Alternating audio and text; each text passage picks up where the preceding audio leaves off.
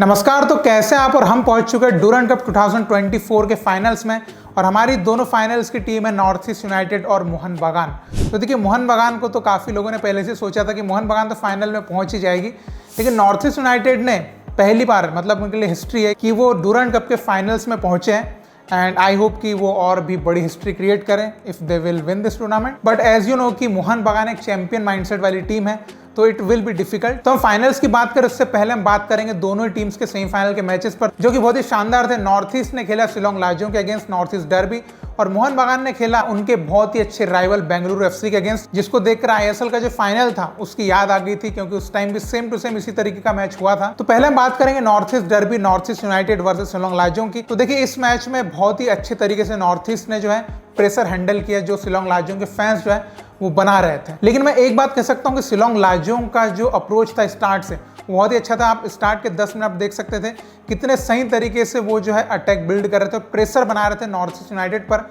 But यहाँ पर north east की टीम ने अपना एक्सपीरियंस दिखाया, और शिलोंग लाजोंग का जो अर्ली गोल कंसीड करना उनके लिए एक बहुत ही बड़ा डिमोटिवेशन साबित हुआ, क्योंकि वहां से वो जो है वो रिकवरी नहीं कर पाए एंड तक। और देखिए, शिलोंग लाजोंग की पूरे गेम में प्रॉब्लम एक ही थी कि वो गेम तो बहुत अच्छा कर रहे थे, बट फाइनल थर्ड में जो क्वालिटी चाहिए थी उसमें मिस कर रहे थे। वहां पर जो है उनकी टीम जो है वो रिकवरी नहीं कर पाई। अगर एक गोल भी वो मारते तो मे बी एक टर्निंग पॉइंट आ सकता था, बट सेम टाइम पे नॉर्थ ईस्ट यूनाइटेड की जो डिफेंस थी, इतनी रॉक सॉलिड उन्होंने डिफेंस करी कि शिलोंग लाजोंग को उन्होंने मौके ही नहीं दिए। और देखिए, शिलोंग लाजोंग जिस तरीके से फाइनल थर्ड में क्वालिटी में मिस कर रही थी, सेम वो डिफेंस में जो है उन्होंने थोड़ी सी गलतियां करी।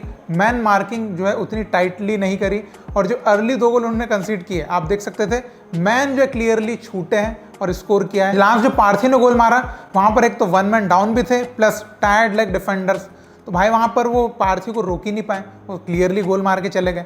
तो मतलब कि शिलोंग लाजोंग की जो टीम थी वो अटैक तो उन्होंने बनाया, बट फाइनल थर्ड में कुछ चीज़ें क्वालिटी नहीं दिखी। तो यहाँ पर जो एक्सपेक्टेशन जो थी कि ईस्ट बंगाल के अगेंस्ट क्या खेला था शिलोंग लाजोंग ने, तो वो एक्सपेक्टेशन के ऊपर बिल्कुल भी खरा नहीं उतर पाई, क्योंकि यहाँ पर बेनाली ने बहुत अच्छा गेम रीड करके आए थे शिलोंग लाजोंग का, और जो उनका एनालिसिस था वो यहाँ पर पिन पॉइंट रहा, और 3-0 की बहुत ही शानदार विन उन्होंने करी और फाइनल में अपनी जगह बनाई। वहीं पर दूसरे सेमीफाइनल की बात करें तो एक कांटे की टक्कर थी बेंगलुरु एफसी वर्सेस मोहन बागान। और देखिए, मैं गेम की बात करूं उससे पहले एक बात कहना चाहूंगा कि इस बार बेंगलुरु एफसी में एकदम वो पोटेंशियल नजर आ रहा है कि वो आईएसएल जो है उसकी दावेदारी के लिए जा सकते हैं। लास्ट ईयर हमने कहा था कि उतनी सही टीम नहीं बनी है, बट इस बार उनकी टीम में पोटेंशियल नजर आ रहा है, जैसा गेम प्ले उन्होंने मोहन बागान के अगेंस्ट भी खेला। तो देखिए, फर्स्ट 50 मिनट जो थे वो तो पूरे बेंगलुरु एफसी के फेवर में थे, 2 गोल भी उनको मिले, लेकिन एक गलती उन्होंने कर दी कि 2 गोल पे वो रिलैक्स हो गए कि शायद हम मैच जीत गए, और ये उनकी सबसे बड़ी गलती थी जो एंड में जाके उनकी हार का कारण बनी। और देखिए, मैं एक चीज नोट आपको करना चाहूंगा कि अपूया थोड़े से लो नजर आए मुझे,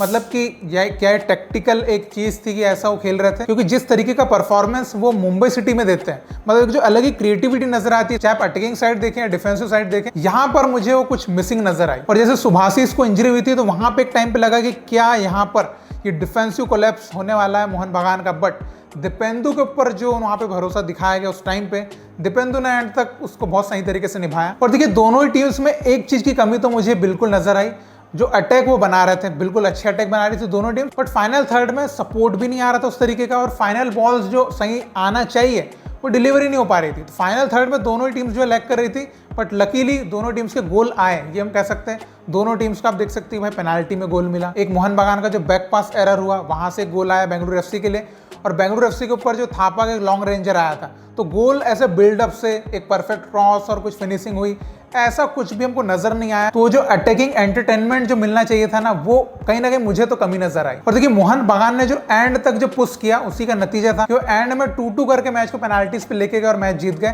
तो यही था उनका चैंपियन माइंडसेट कि भाई एंड तक नहीं छोड़ना है। लेकिन बेंगलुरु एफसी की जो क्या मिस्टेक थी कि डियाज और छेत्री का जो सब्स्टिट्यूशन था, वो मुझे ऐसा लगा कि जारागोजा जो है वो थोड़े रिलैक्स हो गए कि हाँ अब तो 2-0 चल रहा है, तो यहां से तो मोहन बागान जो है रिकवरी नहीं कर पाएगी।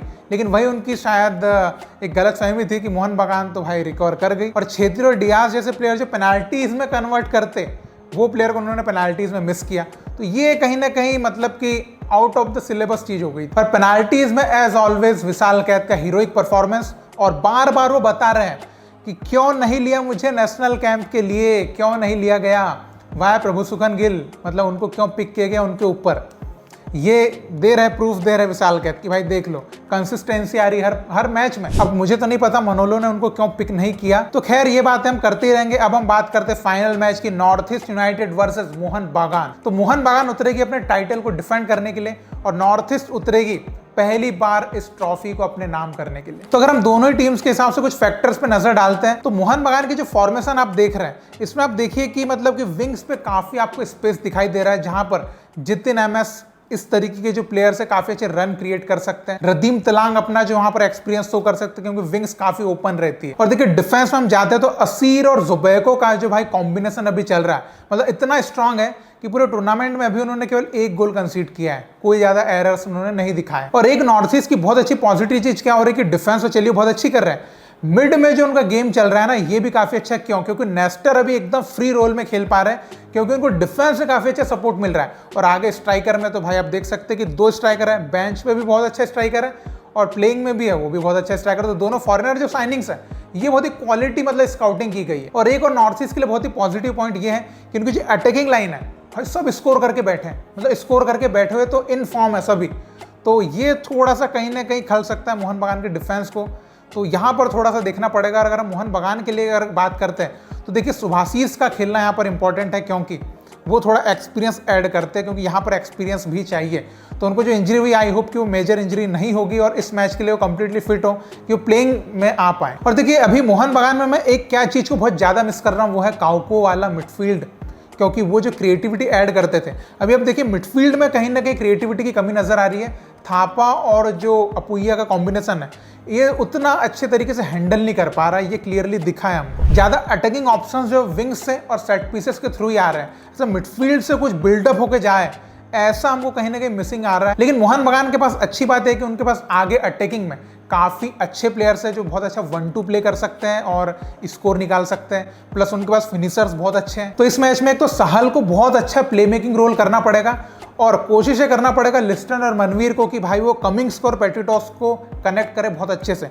अगर इनको अच्छी बॉल डिलीवरीज मिल गई ना, बिकॉज वो सही स्पेस बनाते हैं लेकिन बॉल डिलीवरीज उनको सही नहीं मिल पाती, अगर वो मिल पाए तो यहाँ पर आपको अटैक में वो जो मैजिक है वो देखने को मिल सकता है। और देखिए डिफेंस में एक चीज है कि भाई बीएफसी ने काफी अच्छे जो है अटैक्स क्रिएट किए थे मोहन बागान पे। तो यहाँ पर देखिए जो मनवीर और Colaco as a wing back खेलने वाले हैं उनको बहुत ही अच्छी रिकवरी करना पड़ेगा, क्योंकि अटैक आप बनाने जाएंगे तो आपको रिकवरी भी करना है। बिकॉज यहाँ पर जितिन, रदीम तलांग या थोई जो भी खेलते हैं बहुत ही फास्ट स्पीडी प्लेयर्स है, बहुत ही क्विक घुसेंगे अगर काउंटर बनता है तो ये थोड़ा ध्यान रखना पड़ेगा। तो अभी आपको क्या लगता है कि नॉर्थ ईस्ट पहला टाइटल जीत पाएगी या फिर मोहन बागान अपना टाइटल डिफेंड करने में कामयाब होगी और एक अच्छे सीजन की शुरुआत कर पाएगी?